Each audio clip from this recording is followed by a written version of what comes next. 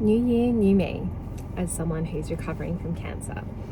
Hi everyone, my name is Alicia Louise Lillington. I'm a 34-year-old mum of a 22-month-old, and last year I was diagnosed with Hodgkin lymphoma at the age of 33.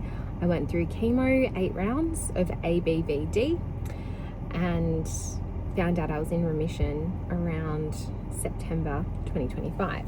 It's now January 2026. And I'm looking forward to a new year. A new year's always inspiring to me. I'm ready to go.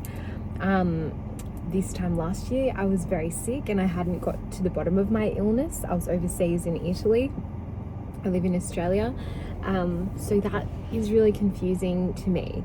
But I think something I wanted to reflect on is at the start of a new year, I always have New Year's resolutions. I want to be dynamic and exciting and, have fitness goals, have health goals, have career, money, family, trips, everything like that. But when you're recovering from cancer, it can be quite different. So this year I find myself that some of my goals are actually to stay off a couple of social media platforms as long as possible. So for me, that's Instagram and Facebook, where I just found I was doom scrolling a lot. So I've deleted those, and I'm challenging myself this year to see how long I can stay off social media.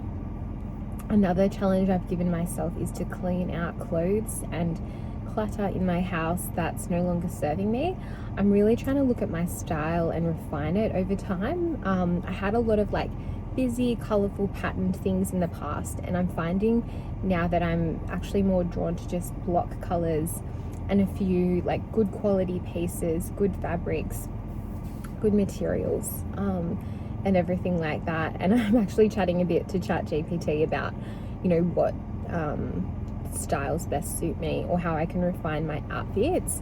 So going for something quite casual today, just a cotton t-shirt from Sports Girl, but it's really nice in this weather, and just I feel like it brings out my eyes, this color. So looking at that style as you do. And at the moment we are at Potato Point for a family holiday. I find myself recording these videos a lot in the car because it's when my daughter naps and I have to stay with her while my husband gets a bit of a break. I don't mind staying in the car and journaling or reflecting or doing these videos. I find it hard to record them in front of anyone, even though I then post them to a bunch of people, yourselves. So yeah, style is another thing for me. And I just decided at the start of this year, I was like, I'm going to do a 100-day glow up.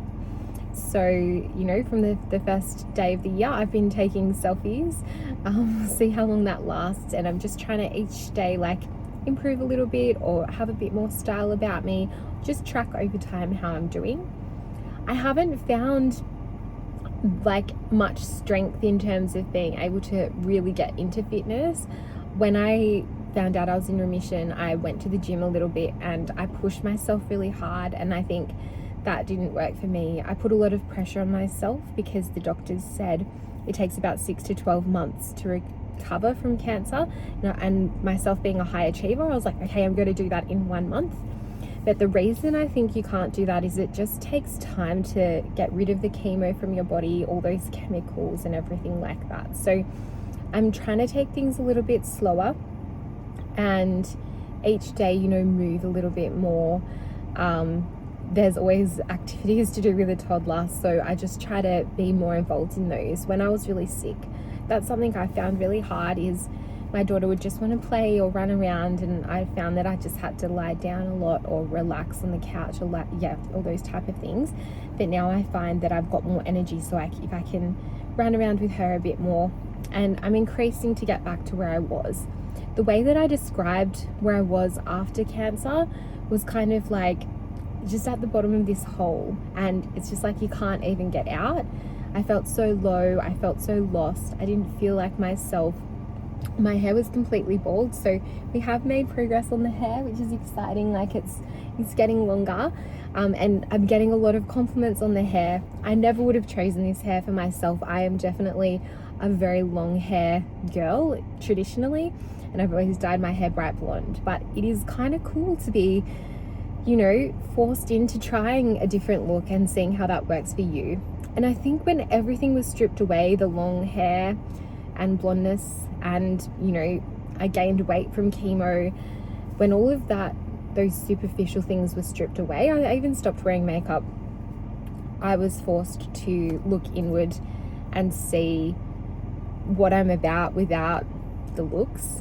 And I found a lot of things to like about myself, and I found that I want to lead with kindness. I found that, family and friends, especially the ones that are close to me, that's the most important thing in my life. I don't need all these things. Like, I don't need all these clothes, and I don't need the long hair, because, looks are just one thing. And, I'm sure that that's kind of like a tale as old as time, right? But until you go through it yourself, it just, you won't know about it. So there are a couple of my New Year's goals. I want to get onto the garden. Our garden needs a bit of work, and we'd love to build a deck out the back. So that's definitely a goal too. And just get my body, back into fitness, feeling well within myself. I'd like to maybe try a yoga class, or something along those lines. Get back into meditation a little bit more as well.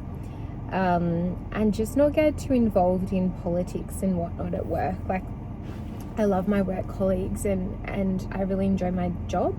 I just think I want to leave work at work and have my family time to be separate. So there's some of the things I'm bringing into 2026.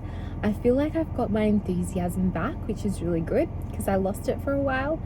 I felt really lost, but I feel like I'm slowly finding myself again, which is really exciting. So there is hope. Like, if you're starting a cancer journey or supporting someone with a cancer journey, I'm so sorry for what you're going through.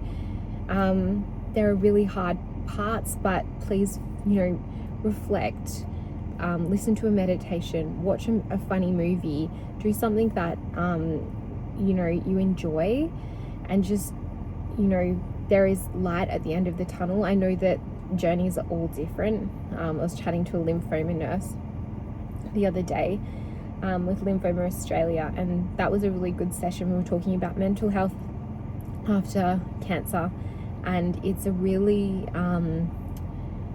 underfunded, underexplored area in the public health system in Australia. So I'm hoping to make a difference in that space. But she was saying, the people who were on the call, like, you're in a lucky position, you're still here.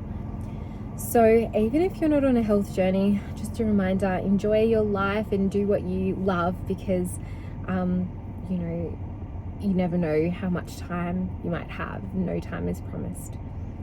Okay, well, Happy New Year. I'm feeling really positive. It's Chinese Year of the Fire Horse as well, and apparently that starts a new 9-year cycle that's really positive. I'm feeling really grateful for all that I've got in my life. And I hope you are too, sending all the positive vibes and happiness and putting it all out there.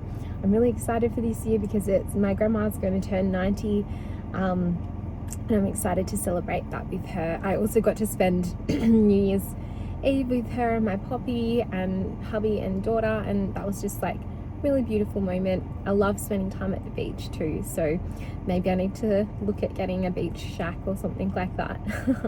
Okay, that's enough for now. But I think if you've gone through a cancer journey, just don't put too much pressure on yourself. Things take time, recovery takes time, and you'll get there. And just be true to yourself. Okay, bye.